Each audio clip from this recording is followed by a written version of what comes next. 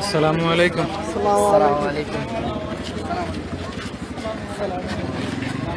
সবাই রাস্তা করে দেন, রাস্তা করে দেন। আল্লাহু আকবার, আল্লাহু আকবার। শুভেচ্ছার স্বাগতম, স্বাগতম। মামুনুল হকের আগমন, শুভেচ্ছার স্বাগতম, শুভেচ্ছার স্বাগতম। মামুনুল হকের আগমন, পক্ষ থেকে লাল গোলাপ শুভেচ্ছা।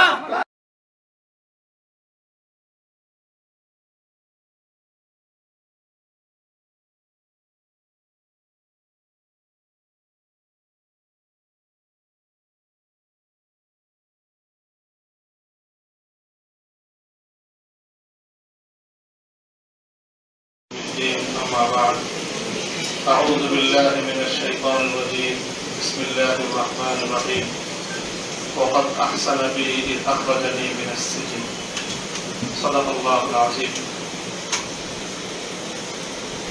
আজকের এই সৌজন্য বৈঠকে আগত সমবেত উপবিষ্ট আমার বিভিন্ন সংগঠনের দায়িত্বশীল বৃন্দ, আমি ব্যক্তিগতভাবে কাউকে অ্যাড্রেস করছি না। আপনাদের সকলের আমি কৃতজ্ঞতা জ্ঞাপন করছি যে আপনারা ব্যক্তিগতভাবে আমার এবং আমার পরিবারের এবং সাংগঠনিকভাবে আমাদের সংগঠনের সামগ্রিকভাবে বাংলাদেশের ইসলামপন্থী দেশপ্রেমিক তরুণ প্রজন্মের অত্যন্ত দুঃসহ এক সময়ে বলিষ্ঠ ভূমিকা রেখেছেন, হাতে হাত রেখেছেন, যাতে আমি ব্যক্তিগতভাবে আমি থেকে নিয়ে শুরু করে এদেশের হতাশাগ্রস্ত তরুণ প্রজন্ম তার বুকে সাহস পেয়েছে। আল্লাহ পাক রব্বুল আলামিন আপনাদেরকে আপনাদের এই সময়োচিত বলিষ্ঠ পদক্ষেপের যথাযথ প্রতিদান জাযায়ে খায়র আল্লাহ দান করুন। আপনারা হয়তো অনুভব করবেন যে আমি মুক্ত হয়েছি, মুক্ত হওয়ার পরেও আসলে আমরা কতটা মুক্ত এ ব্যাপারে সংশয়ের অবকাশ, প্রশ্ন রাখার কোন সংশয়হীন ভাবেই প্রশ্ন থেকে যায়। কারাগারে থাকতে আমরা পর্যালোচনার মধ্যে একটা দৃষ্টান্ত নিয়ে আলোচনা করতাম যে আসলে অনেক সময় বন্দিত্বটা প্রত্যক্ষ হয়, আবার অনেক সময় বন্দিত্ব পরোক্ষ হয়। এই যে বিভিন্ন পশু পাখি আমরা বন্দী করি, দুইভাবে বন্দী করা হয়। একটা চিড়িয়াখানার মধ্যে এক একটা বড় বড় হিংস্র প্রাণীকে ছোট ছোট খাঁচার মধ্যে বন্দী করে রাখা হয়।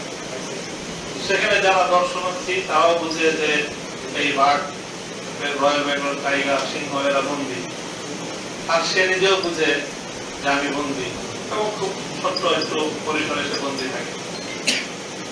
আবার বন্দিত্বের আরেকটা নতুন সেই বিশ্বব্যাপী আছে, আমাদের বাংলাদেশেও বেশ অনেক বছর আগে হয়েছে, যেটাকে বলে সাফারি পার্ক।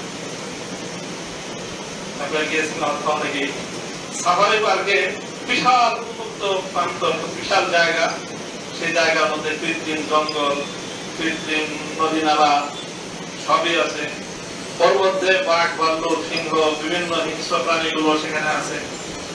তারা বাহ্যিকভাবে মনে হয় তারা মুক্ত অবস্থায় ঘোরাফেরা করতেছে। তারাও নিজেদেরকে, আমি জানি না নিজেদেরকে মুক্ত মনে করে কিনা, কিন্তু আসলে সাফারি পার্কের ওই প্রাণীগুলো তারা চিড়িয়াখানার ওই বাঘের মতোই বন্দী, তবে তাদের বন্দিত্বের রূপটা একটু ভিন্ন। আজকে আমরা বাংলাদেশে মূলত একটা সাফারি পার্কে অবস্থান করতেছি। সাফারি পার্কে অবস্থান করতেছি, এখানে অল্প কিছু মানুষ আমাদের সবাইকে একটা বৃহৎ পার্ক তৈরি করে, এই পার্কের মধ্যে অনেক সুন্দর সুন্দর আপনার লেক আছে, 300 ফিট 500 ফিটের সুন্দর সুন্দর মনোরম দৃশ্য আছে।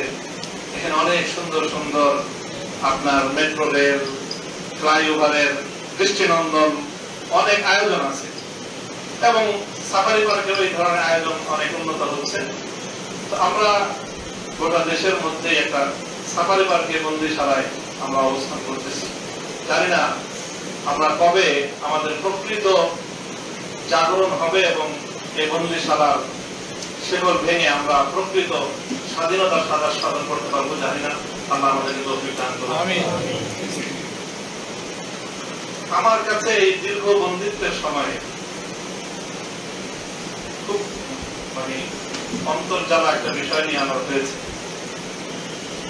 অতীতে আমাদের পূর্বসূরীরা বিভিন্ন সময়ে যারা রাজনীতি সংশ্লিষ্ট তারা বিভিন্ন সময়ে কারাবরণ করেন। এই জন্য একটা কথা প্রচলিত আছে যে কারাগার হলো রাজনীতিবিদদের সেকেন্ড হোম। স্বাভাবিক কথা, কারাবরণ, কারাগারে যেতে হবে, কারাগারে থাকতে হবে, আবার বেরিয়ে আসবে, সবকিছুই।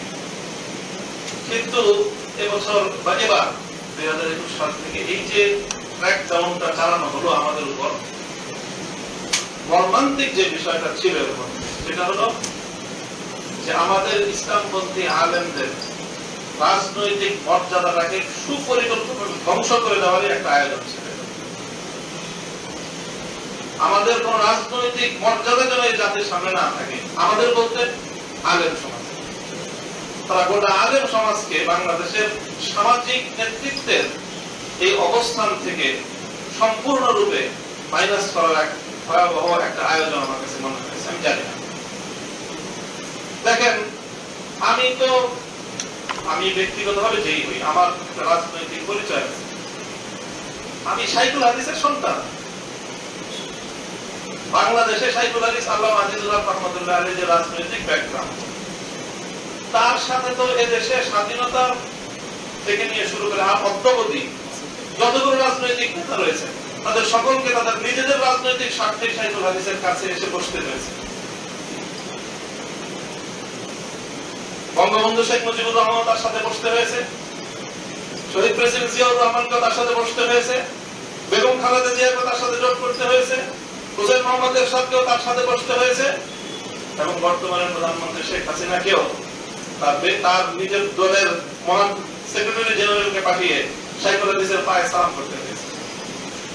সেই শাইখুল হাদিসের সন্তানের সাথে, এবং আমি বাংলাদেশের একটি নিবন্ধিত রাজনৈতিক দলের মহাসচিব, ন্যূনতম রাজনৈতিক যে মর্যাদা আচরণ সেটা পাই। এটা সবচেয়ে মর্মান্তিক বিষয় আমার কাছে মনে হয়েছে। প্রথমত চরিত্র হননের চেষ্টা করা হয়েছে। আমাকে একটা যা করা হয়েছে এটা হলো জাস্ট শুধুমাত্র টেস্ট কেস। শাইখুল হাদিস রহমাতুল্লাহ আলাইহি আমার আব্বা জান মরহুম একটা দৃষ্টান্ত দিতেন। আমার কথা একটু লম্বা হচ্ছে, কথাগুলো শাইখুল হাদিসের এই কথাবার্তা আপনার আসবে না অন্য কারোর মুখ থেকে। তিনি একটা আন্দোলনের সময় আমাদেরকে বলেছিলেন, উনি অনেক গ্রাম বাংলার ভাষায় কথা বলতেন। তো বলতেন যে দেখেন যে গ্রামগঞ্জে যখন শিপ কেটে চোররা চুরি করে, তো চোরদের একটা নীতি আছে, নিয়ম আছে, পলিসি আছে, সেটা হলো যে তারা প্রথমেই শিপ কেটে নিজেরা ঘরে ঢুকে না। শিপ কেটে প্রথমে যে পাতিলের মধ্যে মানুষের মাথা তৈরি করে কৃত্রিম, ওই মাথা তারা ঢুকায় দেয়, যে গৃহস্থের প্রতিক্রিয়া দেখতে চেষ্টা করে। গৃহস্থ কি প্রতিক্রিয়া দেখায়? গৃহস্থ যদি অনেক থাকে যে আগে টের পেয়ে গেছে যে শীত কাটতেছে, তখন গৃহস্থ ঘরের মধ্যে লাঠি নিয়ে তা নিয়ে অপেক্ষা করতে থাকে সোফায় ঢুকুক, ওই যে শীত কেটে ঢুকুক, ঢুকলে মাথার মধ্যে প্রথমে আঘাত করবে। তো চোরও বুঝে জিনিসটা, এই জন্য চোর সেই গৃহস্থের প্রথম আঘাত থেকে আত্মরক্ষার জন্য সে দামি একটা মাথা প্রথমে ঢুকায় দিবে। দামি মাথা, দামি তো এখন শব্দটা খুবই জনপ্রিয় শব্দ আমাদের। এই দামি মাথা ঢুকায়, নকল মাথা। তো যদি দেখে যে গৃহস্থ এই নকল মাথায় কিছু বলে না, তারপরে গৃহস্থ ঘুমিয়েই আছে, তাহলে আমার এখন চুরি করার মোক্ষম সময়, তখন তারপরে সে আসল মাথা ঢুকায়। এই জন্য যদি দামি মাথা যখন ঢুকে তখনই যদি আঘাত করা যায়, তখন আসল চোর ঘরের মধ্যে প্রবেশ করার সাহস পায় না। এই যে টেস্ট কেস যেটা করলো, আমার সাথে যা করা হয়েছে, আমি আপনাদেরকে শুধু আজকে এতটুকু বলি, এর চেয়ে ভয়ঙ্কর পরিকল্পনা এবং কার্যক্রম তারা শুরু করেছিল আমাদের অন্য সাথীদের সাথে। এর চেয়ে অনেক নির্লজ্জ, অনেক ভয়ঙ্কর, অনেক মারাত্মক নাটকের স্ক্রিপ্ট তারা তৈরি করেছিল। তবে আমার দেশের প্রাথমিক ধাপগুলোতেই তারা একটা বড় ধরনের তাদের পরিকল্পনায় তারা পাল্টা আঘাতপ্রাপ্ত হয়েছে। তারা ওই সকল নাটকগুলো মঞ্চস্থ করার দুঃসাহস পায়নি। আমি আল্লাহ পাক রব্বুল আলামিনের এই ক্ষেত্রে মহান রব্বুল আলামিনের অশেষ শুকরিয়া আদায় করি, আমার ব্যক্তির জন্য নয়, বাংলাদেশের আলেম সমাজের জন্য, যে আল্লাহ পাক রব্বুল আলামিন এমন ভাবে একটা দল, কিছু মানুষকে আল্লাহ পাক রব্বুল আলামিন যেন কুদরতের মাধ্যমে আল্লাহ তাদেরকে প্রেরণ করেছিলেন, যে সেই চরিত্রহরণের নাটকের স্ক্রিপ্টের প্রথম চরিত্রেই তারা ষড়যন্ত্রকারীদের দামি মাথার মধ্যে আঘাত করেছে। এক তো এই যে চরিত্রহরণের মাধ্যমে ইসলামী নেতৃত্বকে জনমানুষ থেকে বিচ্ছিন্ন করার এক সুদূর প্রচারী ষড়যন্ত্র। দ্বিতীয়, দেখেন প্রত্যেকটা যে নির্ধারিত কোর্ট মামলা, তো 41টা মামলা ফেস করতে হয়েছে। প্রতি মাসে, প্রতি সপ্তাহেও 2-3 দিন পর্যন্ত কোর্টে যাওয়া হয়েছে। কোর্টে নেন, আচ্ছা অসুবিধা নেই, সবাই স্বাভাবিকভাবে নেওয়া হচ্ছে। আমাকে এবং আমার মতো আমাদের সাথীদেরকে কোর্টে নেওয়ার সময় একটা বুলেট প্রুফ জ্যাকেট পরাবে, একটা হেলমেট পরাবে, এবং এই হেলমেট এবং বুলেট প্রুফ জ্যাকেট বাংলাদেশের কোন রাজনৈতিক নেতৃত্বের কর্মকর্তা নিরাপত্তার দোহাই দিয়ে। আমি জানি না যে আমাদের নিরাপত্তার প্রয়োজনীয়তা শেখ হাসিনা এবং খালেদা জিয়ার চেয়ে বেশি তাদের কাছে মনে হয় কিনা। রাজবন্দী হিসেবে বাংলাদেশে শেখ হাসিনা বন্দী হয়েছেন, খালেদা জিয়াও বন্দী হয়েছেন, এবং তাদেরকে কোর্টে হাজির করা হয়েছে। কোনদিন তাদের শরীরের মধ্যে আমরা বুলেট প্রুফ জ্যাকেট এবং মাথায় হেলমেট দেখি। বিএনপি এবং আওয়ামী লীগের আমলে পরস্পর অন্য দলের শীর্ষ নেতৃবৃন্দ, মহাসচিব সহ সকলে, এবারও বিএনপির সকল নেতৃবৃন্দ বন্দী হয়েছেন, তাদের কাউকে জ্যাকেট অথবা মাথায় হেলমেট পরানো হয়নি। আমাদের সাথে এই আচরণ করা হয়েছে।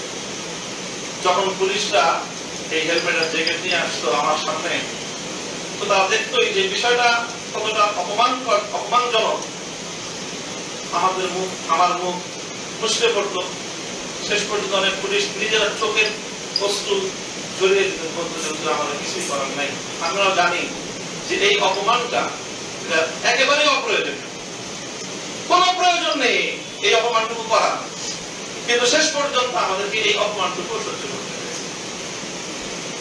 তবে আলহামদুলিল্লাহ, লা ইয়াখাফুনা বিল্লাহি লাওমাতা লাইম, আল্লাহ পাক রব্বুল আলামিন তার দিন বিজয়ের সংগ্রামীদের সম্পর্কে যে কথা বলেছেন, যে বৈশিষ্ট্যের কথা উল্লেখ করেছেন, যে কোনো নিন্দুকের, অপমানকারীর অপমান বা নিন্দা ভয় না করেই আমাদেরকে পথ চলতে হবে। আমি এই পয়গামটুকু দিতে চাই যে এই ধরনের